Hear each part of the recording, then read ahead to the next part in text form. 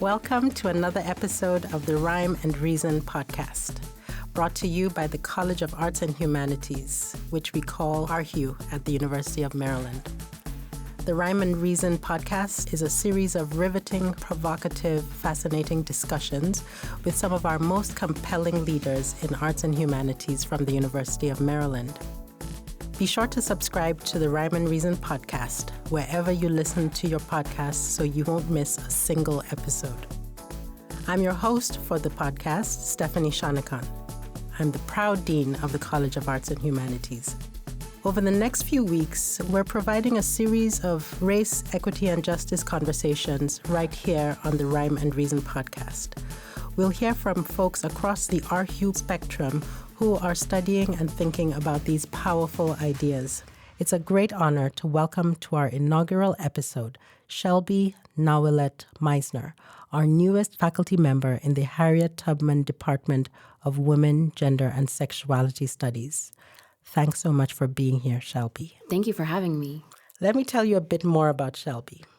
Shelbi Meissner joined the Harriet Tubman Department this last August. She came to Maryland from a faculty appointment in the philosophy department at Georgetown University. Shelbi is an Indigenous feminist philosopher who researches, teaches, and consults on Indigenous research and evaluation, cultural and language reclamation, Indigenous epistemologies, and land-based feminist coalition building. Shelbi is a proud first-generation descendant of the La Jolla band of Luiseño Indians, and she is of Cupeño descent. She is fascinated by the intersections of Indigenous knowledge systems, caretaking, power, and trauma, and is the founding director of University of Maryland's new Indigenous Futures Lab, which operates as a hub of Indigenous feminist research and evaluation. Again, Shelbi, welcome. Thank you so much for having me. I'd like to introduce myself in my ancestral language, which is a knowledge-sharing protocol of many Indigenous communities. Miyuyam, no tong Shelbi Nahwilet Meissner yaka, no onatach Payómkawichum, no piwi no yopoka neshmal chokya pa anganeshkin, no on shushavet ipit, akan Washington D.C. nga, Piscataway and Akashtan. I've introduced myself in my ancestral language, which is a Pomtela or Luiseño. And this language is something I'm very passionate about, and we're working to reclaim every day in our communities. That's amazing, Shelbi. Can I just start with asking you a little bit about how you yourself and your family, how you've been able to retain this language, how you learned it, where you speak it, how you hope to move it forward? Yes, thank you for the question. When I was young, I actually didn't know if anybody spoke my language. I had heard maybe rumors or jokes that my grandpa knew a word or two, usually, the naughty words.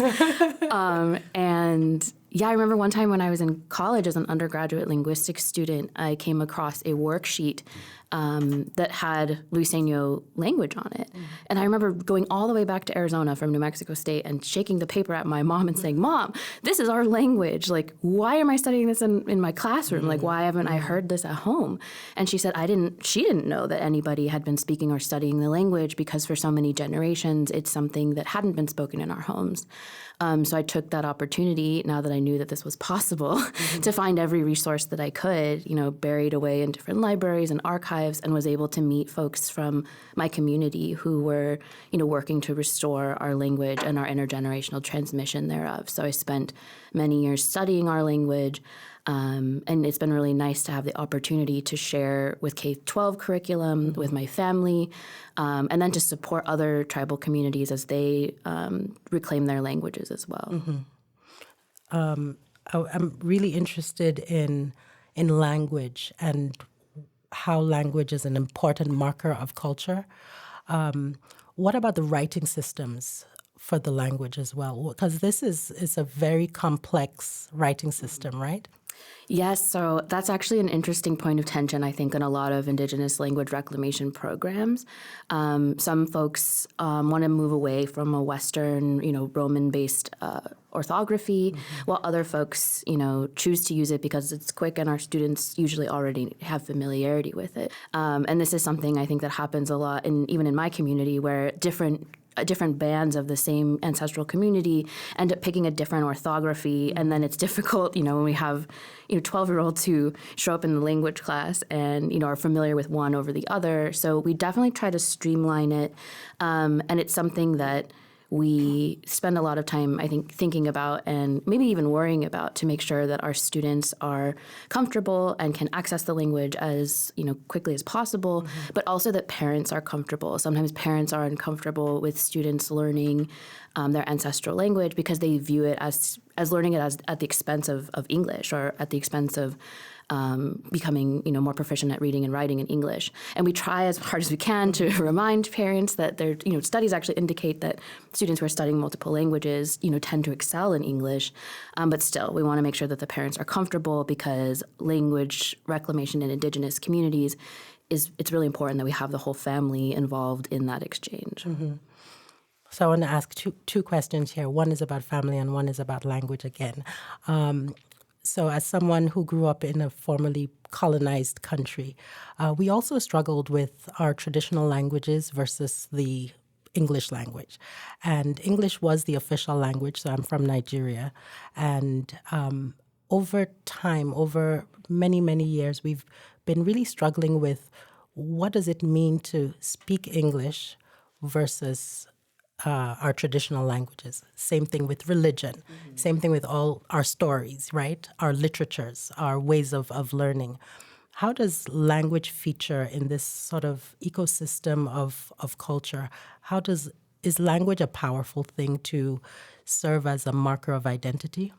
Yes, absolutely. So I actually did a lot of my doctoral research on the importance of language to Indigenous identity. And we have several camps when it comes to how closely tied our traditional knowledge systems, our traditional gender systems, our traditional, governance and political systems, how closely those are tied to our languages. And some folks are in a camp where they would say that, our language it contains all of our knowledge systems. And sometimes you'll hear people say things like, oh, if our language dies, then our knowledge dies. And this is this kind of urgency you hear around the UN Decade of the Indigenous Language or around a lot of climate justice work that's connected to language preservation.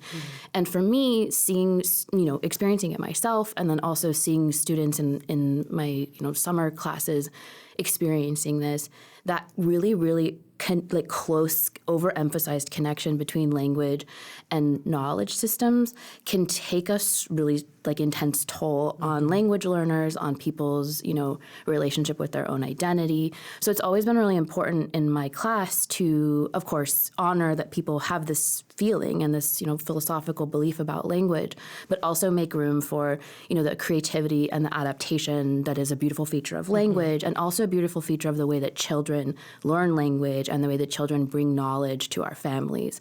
So it's always something I encourage that students, learn poetry. They write their own poetry. They learn the dirty words and they, make up their own. And these are good incentives, I think, for students to be creative and to have that language be a living, breathing entity that's carried on into next generations because they have this very positive orientation toward their language learning.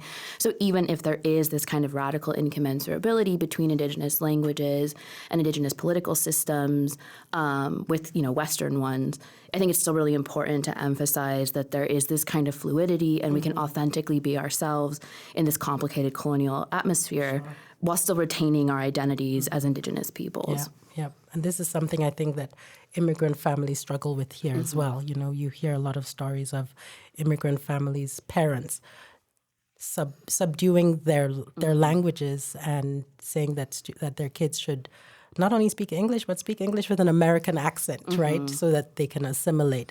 But this is, again, a function of the sort of patriarchal, colonial and imperial condition that we're all in, right, as a global society. I want to ask a very quick question about family. And you made such a great point about how it's important for the whole family to be involved in this kind of work. So I've read about you and your sister, and I'd love to hear how you and your sister have continued this work into your careers and how you are collaborating, because she's an astrophysicist. Yes. Tell me more. So when we were undergraduates, she was a math, chemistry, and physics triple major. So different from I you, know, right? and I was a philosophy, English, and That's linguistics major. So, we would come home from school and, we lived together and, we went to school on completely separate sides of campus, and then we would come home and we would just debrief. So it felt like even though I was on this humanities track, that I was, taking differential equations and linear algebra, and suddenly that I could understand stoichiometry and all kinds of things that I wasn't learning in my classes. And she was learning philosophy and she feminism was learning as well? philosophy and feminism, and we were reading poetry together, and it was just this really neat kind of interchange. And I think we've been able to bring that into our careers. And, she's an industry astrophysicist. She does a lot of work in modeling and simulation, works with satellites, which is so far from anything I could ever imagine doing. But we've been able to cultivate and bring through the years this way of translating back and forth. And I always just thought it was a unique feature of our relationship, but I actually think that that's grounded in, being Indigenous women, that there's something about this radical translation project between all of these different, often colonial and Western, worldviews, and bringing them home and being able to talk across them. And it's not a coincidence, I think, that she works in modeling and simulation, which is this very systems level way of approaching problem solving. And at the end of the day, I think that's what I end up doing in a lot of my work, philosophically. We just are tackling different types of problems with the same sort of Indigenous wisdom. So fascinating. And you both are on an NSF grant. Can you tell us a little bit about that? Kind of, sort of. So my sister and I both, we have our day jobs, and then we have additional day jobs, as most millennials do. Right. And we would do consulting work. And so she ends up consulting in a lot of Indigenous STEM projects, and I end up consulting on a lot of Indigenous epistemology projects. And of course, those overlap a lot. So we were able to go to the NSF and give a joint talk one time, which was really amazing. And then another, an NSF project we're on around, using satellites to track wild rice beds. And I think there's more on the horizon. It's just really exciting to get to work together and write together. And we've just written a paper together, hopefully to publish soon. And that's so we're really exciting. Excited to have a Meissner and Meissner 2024. Love that. And what's your sister's first name? Caitlin. Caitlin. All right, great. I want to talk a little bit about how you got into Indigenous feminist philosophy. What does it mean? What are the interventions that your work is making in the field of feminism, in the field of philosophy? What I love about you and what your sister do is this interdisciplinary nature of the research and the outcomes of that research. So tell us a little bit about Indigenous feminist philosophy. Yes. So there is academic philosophy, which, is a job that exists in the academy with its own kind of Western tradition that roots itself in, Greek and Roman philosophy. And then there's philosophy as the meaning making of a particular community. And I think it's really important to note that communities have had philosophical systems for eternity, since time immemorial. So Indigenous philosophy in that sense has absolutely always existed. And Indigenous feminist philosophy, though it may not have been called Indigenous feminist philosophy, has also always existed. The academic discipline of philosophy, however, is, a space where Indigenous people are not represented almost at all. I think when I graduated with my PhD, I was the 20th Native American person to have a PhD in philosophy. So it's really, it's extremely underrepresented, and it's a space that I think, because it is so firmly rooted in a particular trajectory out of Europe, it's a very difficult space to introduce Indigenous thought into. And I've been very lucky over the years to encounter philosophers who are very, very interested in working with me. And, I have friends in Buddhist philosophy, I have friends in pragmatism, I have friends in lots of environmental justice work who are able to kind of do that same translation work of saying, how do we come together in a way that's not, validating Indigenous philosophy because it does not need to be validated, but is, making space for these types of conversations, especially when we see so much to be learned about climate justice from Indigenous communities, and so much about philosophy of language, and so much about philosophy of science. So that's been, a really interesting project to kind of carve my way through a space that maybe isn't particularly conducive to it. Yes, so that's kind of my difference between philosophy in the world versus philosophy in the academy. So as far as Indigenous feminist philosophy goes, like if Indigenous philosophy is hard enough to introduce to these spaces, Indigenous feminist thought is very, very difficult. And so it's actually a really wonderful, I think, transition for me to now be working from a women, gender, sexuality studies department that's so very supportive of this Indigenous studies project. I can still, of course, dialogue and work in philosophy, but it's really nice to be coming from a place where the Indigenous feminist part is, automatically, vibes with where I am, as opposed to having to start from philosophy and then, validate this thing that doesn't, in my thought, need to be validated. I think where we are right now in terms of the journey of feminism, we're in a really great, vibrant space where all kinds of feminism, all kinds of identities in the move towards feminist theory have been sort of opened up. And I love what you said about we don't need to validate these things, because these things are there.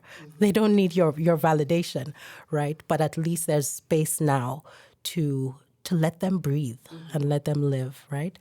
So tell us a little bit about your work. Because I ended up in a field where I was one of very few Indigenous people who simultaneously had training in academic philosophy, but also training in Indigenous studies, I ended up kind of becoming this generalist around Indigenous epistemology, Indigenous philosophy of language, Indigenous feminist thought, where we would use this particular methodology or this set of tools to then approach all of these different philosophical problems, which is, wonderful job security because, somebody, may have spent a lot of time thinking about the trolley problem, but they haven't thought about an Indigenous feminist version of that, time is infinity, all of these different philosophical problems that, hadn't been thought about from this particular perspective or with this particular methodology. But I found myself, even though I could obviously spend a lot of time addressing all these, thoughts that had been addressed before from this new standpoint, an old new standpoint, I ended up being really drawn, I think, toward the work that I could actually do for my community. And I got really frustrated by the timelines in academia where, I could do this work that I thought was really useful and publish it and, take a year and then get a desk rejection and then I have to start all over. And in places where I found myself working with community, we would write something, it would be in the community, it would be implemented in the community, it would be taken up by the community, and it would be, affecting my little cousins' lives within a year. So that timeline and the urgency of a lot of the issues I had been working on really kind of shifted me toward working in spaces around how Indigenous feminist philosophy, how Indigenous feminist epistemology and philosophy of language and philosophy of science can, be infused into tribally led projects in a way that accommodates, expansive understandings of kinship, that understands and validates, children as these people who bring knowledge to the world, to honor our elders, especially, in end-of-life care. And I ended up really being drawn toward Indigenous feminist care ethics, toward, critical social work, toward, these really community-engaged areas of, what more broadly maybe is Indigenous feminist philosophy. And yes, that's just been a really, really wonderful pivot to be making. And it's all because during the lockdown, we were having a hard time having language tables and having a hard time putting, elders and children in the same space to be talking, especially Luiseño, which has a lot of COVID possible sharing fluids can be expirated. Yes. So we ended up having to move a lot of work online, and things being online made it so that even from DC, I was able to work with my community, and then the rest was history. Suddenly I was working on these projects that had impact in places that really mattered to me. And, that was that. One of the things I love about your work is that it's translatable, right? We have Indigenous communities all over the world, folks who have lived in places for a very long time. And so can you talk about how this work, although quite local to parts of the United States, can also be expanded towards helping us understand who people are, where they've come from, where they've been, and what they've struggled with? Yes, absolutely. And this is actually one of the core, I think, tenets of how, what kind of philosophical underpinning I've brought to the Indigenous Futures Lab, which is this commitment to a global and expansive conception of indigeneity. because indigeneity, is a complicated and often contested concept. I mean, we see that in the news today.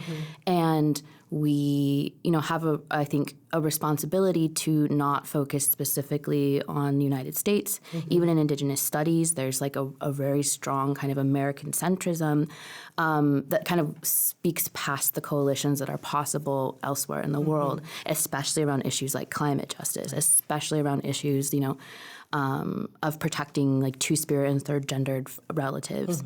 And these are coalitions that I think are possible if you think about Indigenous knowledge, not necessarily as a set of facts about a particular piece of land, but rather a way of knowing land, a way of knowing and relating to that land.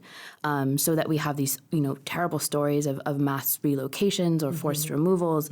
And, those people, even if they're removed from that land, are still Indigenous people. Still rooted there. Right. And the way that they're moved to this quote unquote new land that likely, was the homelands of some other Indigenous community, the way they come to know that land is what is Indigenous knowledge.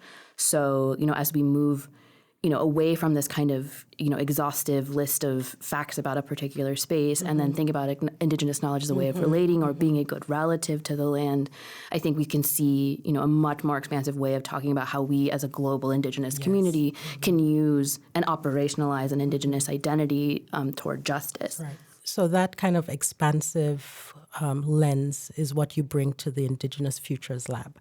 I remember when we were trying to get you, and we were talking about what you would need for your work here. One of the things that we were so excited about was the Indigenous Futures Lab. And so I'd like to hear more about what you're doing there. I'm already seeing the fruit because I'm wearing my new beautiful earrings of what is happening there. But I also would love to hear what your vision is for the lab and who you hope to bring into it. Yes. So the Indigenous Futures Lab right now obviously is a physical location where we have, you haven't been yet. I would love for you to come visit. There's, just a beautiful space for, students and community to gather. People had been even asking me, they were like, how is this a lab? Like it's some tables and some chairs and a loom, like a giant weaving loom. Right. And I'm, it's to respond to a question like that is to note that Indigenous knowledge exchange, which again, time-tested, has been happening for, since time immemorial, is a thing that does take space and it does take gathering and it takes visiting and it takes bringing in, who we might call stakeholders, but our, community and, oftentimes the community whose ancestral land UMD resides upon, bringing these folks into a particular space so that they can, have knowledge exchange in a place like the Academy in and of itself, I think, counts as a lab. But even beyond that, the Indigenous Futures Lab has become like a spiritual space as well as a space, that's not necessarily physically located. We have the Decolonizing Death Cafe, which occurs online and has brought in participants from all over the world to talk about, indigenizing and decolonizing death care, death, dying, and grief care. We also have the Bead, Weave, and Read, which is this, it was originally supposed to be a monthly gathering where people would come in and learn a new craft while we, talk about a book that we like. But it's become a weekly thing because so many graduate students in particular really liked using that space. I think they're actually in the lab right now doing their beading projects. And then next year we're going to be switching over to talking about basket weaving. Then we have crocheting and knitting and different tapestry work. Like it's really fun. You should come by. Oh, I'm in. And then we also have a speaker series set up for the spring where I'm bringing a lot of really cool Indigenous feminist thinkers to campus. But ultimately, I want the, Indigenous Futures Lab to serve as a hub of relationship building between University of Maryland and local, and global Indigenous communities. I think that the momentum around Indigenous studies and compassion for Indigenous issues is just palpable here in a way that I have not felt it at any of the other institutions I have, worked at or attended. I think that UMD has the real potential to be put on the map as the place that Indigenous studies is done in the East Coast because we don't have a lot of other places on the East Coast that have the same kind of community connections that UMD already has. Right. So I'm really, really excited to use the Indigenous Futures Lab as a space to build that relationship. Yeah, and I think you come to the university at a perfect time as the university turns its attention to its own history with both Black and Indigenous experiences that have built this place, whether it's on the land or the actual building of the buildings. You're exactly in the right place at the right time, and I'm really excited that you're in ARHU. Real quick, I wanted to talk about, because this is a podcast, so folks can't see you, Shelbi, but I do want to talk about your beautiful, the symbolism that you wear on your body. And I know that, because I've, again, been stalking you. So I know that it has deep meaning as well for you and for your work. Can you tell us a little bit about what you have on your body? Yes. So I have several tattoos. I think the first one I received was actually this one. This is like a dotted line across my wrist. This was done by Dion Cassis, who is an Indigenous tattoo artist who thinks of his work as a form of language reclamation, where he does this really beautiful ceremony. He came to my graduate program and did this ceremony where he did a skin stitch tattoo, which is a traditional style where you essentially dip a piece of thread in the ink and then sew, and then you start another one and sew this kind of line across 30 people that we were all connected in this beautiful earthline ceremony. And after that, I was like, oh well, if I could think about that amazing story every time I see my wrist, like let's what more could there go be? Up the arms. Right. So I ended up getting this is actually my dissertation. My dissertation is organized around a basket weaving methodology. I'm the descendant of a long line of basket weavers, and each of these designs not only represents like an important teaching in my community, but also one of the chapters of my dissertation and the research methodology I used to organize it. And then I have Spider Woman, who's a basket weaver and also taught us how to weave baskets without language, which is a really beautiful thought. And if you think it's nerdy and weird that I have my dissertation tattooed on me, my sister also has mine. I know. That's commitment. Yes. And that's absolute sister love. And why I think this is so beautiful is that I learned that my husband, who's Yoruba, his grandmother had what we would call tattoos, but they were a similar indigenous way of marking who she was, where she was from, what who her family was. And that's why I think the work that you're doing has such potential to translate to how we think about places around the world. Absolutely. Right? So thank you, Shelbi, for joining us today on our very first ARHU Terpcast. Listeners, I hope you enjoyed this discussion of some of the important questions concerning race, equity, and justice. Please join us again on ARHU Terpcast. And be sure to visit www.arhu.umd.edu to learn more about the College of Arts and Humanities at the University of Maryland and our efforts to see a more equitable and just future for all of us. Shelbi, once again, thank you. Thank you so much. Noshun Lovik. Beautiful. Thank you.